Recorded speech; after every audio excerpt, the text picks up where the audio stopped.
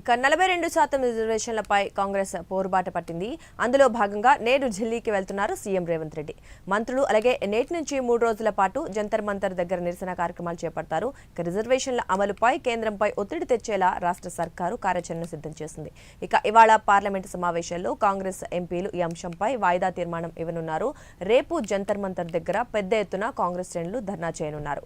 బీసీలకు 42% రిజర్వేషన్ అంశంపై ఎల్లుండి రాష్ట్రపతిని కలిసి వినతిపత్రం అందిస్తారు. ఇక చాలా మంది కాంగ్రెస్ నాయకులు పార్టీ శ్రేణులు ఢిల్లీకి చేరుకున్నారు. తెలంగాణ నుంచి వేలాది మంది నాయకులు హస్తినకు తరలి వెళ్లారు. ఇక కేంద్రంపై పోరుకు అన్ని పార్టీలు కలిసి రావాలని మంత్రి పొన్నం పిలుపునిచ్చారు. ఈ విషయం గురించి మరింత సమాచారం మా కరెస్పాండెంట్ అజీం అందిస్తారు. అజీం, చెప్పండి, బీసీలకు 42% రిజర్వేషన్ పై ఇప్పటికే కాంగ్రెస్ పలుమార్లు దాని గురించి వివరణ ఇచ్చింది. ఈ నేపథ్యంలో ఢిల్లీలో జంతర్ మంతర్ వద్ద ధర్నా చేయడానికి కూడా సిద్ధమవుతున్నారు. మరి పరిస్థితి ఏంటి?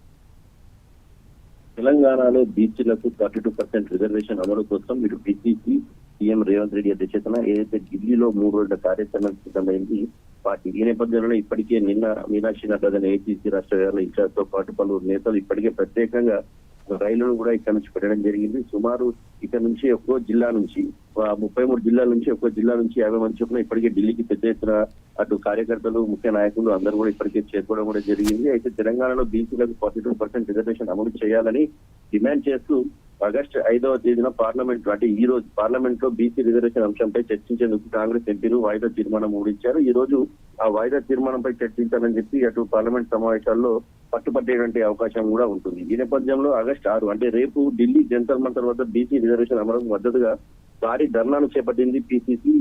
ఈ ధర్నాకి అటు తెలంగాణ నుంచి తెలంగాణ సీఎం అలాగే రాష్ట్ర వ్యవహారాల ఇన్ఛార్జ్ అయినటువంటి మీనాక్షి నటరాజన్, పిసిసి అధ్యక్షుడు మహేష్ కుమార్ గౌడ్, మంత్రులు, పార్టీకి సంబంధించిన కీలక నేతలు అలాగే అటు కూటమికి సంబంధించినటువంటి ఇండియా కూటమికి సంబంధించిన నేతలు అందరూ కూడా బీసీ నేతలు కూడా దాంట్లో పాల్గొనేటువంటి అవకాశం ఉంది. ఇక ఆగస్టు 7వ తేదీన తెలంగాణ అసెంబ్లీ ఆమోదించిన 42% బీసీ రిజర్వేషన్ల బిల్లును రాష్ట్రపతికి సమర్పిస్తూ వినతి పత్రాలను కూడా అందజేయనుంది పిసిసి. సో ఈ నేపథ్యంలో 3 రోజుల పాటు కూడా తెలంగాణ కాంగ్రెస్ నేతలు అందరూ కూడా ఢిల్లీలోనే ఉండనున్నారు. ఢిల్లీలోనే ఉండి 42% రిజర్వేషన్ ఎట్టి పరిస్థితుల్లో అమలు చేసే విధంగా కేంద్రంపై ఒత్తిడి తీసుకురావాలని చెప్పి పార్టీ ఈ కార్యాచరణకు పూనుకుంది. ఒకవేళ 42% రిజర్వేషన్ కనుక 9th షెడ్యూల్ చేసినట్టయితే లోకల్ బాడీ ఎన్నికలకు వెళ్ళడానికి సులువుగా ఉంటుంది. ఈ నేపథ్యంలో 42% రిజర్వేషన్ ఏదైతే గతంలో కామారెడ్డి ఇచ్చినటువంటి డిక్లరేషన్ ఏదైతే పార్టీ ఉందో ఆ పార్టీ ఆ డిక్లరేషన్ కు కట్టుబడే ఆ రాష్ట్రంలో 42% సంబంధించిన ఒక బిల్లుని అసెంబ్లీలో ఆమోదింపజేసింది. ఒకవేళ 9th షెడ్యూల్ చేర్చకపోయినా ఆర్డినెన్స్ ద్వారా తీసుకొచ్చి లోకల్ బాడీ ఎన్నికలకు పార్టీ వెళ్లాలని భావించింది. కానీ ఇంకా ఆ బిల్లు కూడా ఆర్డినెన్స్ బిల్లు కూడా గవర్నర్ దగ్గర పెండింగ్ ఉంది. ఈ నేపథ్యంలో కేంద్రంపైనే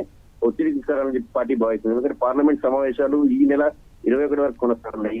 ఈ నెల 21 వరకు కొనసాగిన పార్లమెంట్ సమావేశాల్లో ఒత్తిడి తీసుకొచ్చి 9th షెడ్యూల్ లో చేర్చినట్టయితే 42% రిజర్వేషన్ బిల్లుకు సంబంధించి అమలైనట్టయితే లోకల్ బాడీ ఎన్నికలకు వెళ్ళడానికి కూడా ఈజీగా ఉంటుంది పార్టీకి. అలాగే పార్టీ ఇచ్చినటువంటి మాట కూడా నిలబెట్టుకున్నట్టు ఉంటుంది. ఈ నేపథ్యంలోనే పార్టీకి సంబంధించినటువంటి అటు పిసిసి అధ్యక్షుడు మహేష్ కుమార్ గౌడ్, సీఎం రేవంత్ రెడ్డి అధ్యక్షత 3 రోజుల పాటు ఢిల్లీలో కార్యాచరణను రూపొందించారు. మరి ఈ రోజు పార్లమెంట్ లో జరిగిన వాయిదా తీర్మానంలో చర్చిస్తారా లేదా అనేది కూడా చూడాల్సి ఉంటుంది. ఈ పార్టీ ఒకవేళ చర్చించకపోయినట్లయితే పార్టీ నిరసన కార్యక్రమాలు తెలిపేటువంటి అవకాశం ఉంటుంది. దీని తర్వాత రేపు ధర్నా, ఎల్లుండి రాష్ట్రపతి కలిసి వినతి పత్రాలు ఇస్తారు. ఈ నేపథ్యంలో ఈ 3 రోజుల తర్వాత పార్టీ కేంద్రంపై ఒత్తిడి తీసుకొచ్చి బిల్లు పాస్ అయితే పర్వాలేదు, లేదంటే మాత్రం ఖచ్చితంగా ఇంకొక కార్యాచరణ తీసుకోవాలని చెప్పి కూడా టీసీసీ అలాగే సీఎం రేవంత్ రెడ్డి ఇప్పటికే ఆలోచన చేసినా కూడా తెలుస్తుంది. మరి ఈ నేపథ్యంలో ఈ 3 రోజుల తర్వాత మరొకసారి 42 రిజర్వేషన్ పై ఎలాంటి కార్యాచరణ ఉంటుందో అని మాత్రం చూడాల్సి ఉంటుంది. Right, thank you Azeem.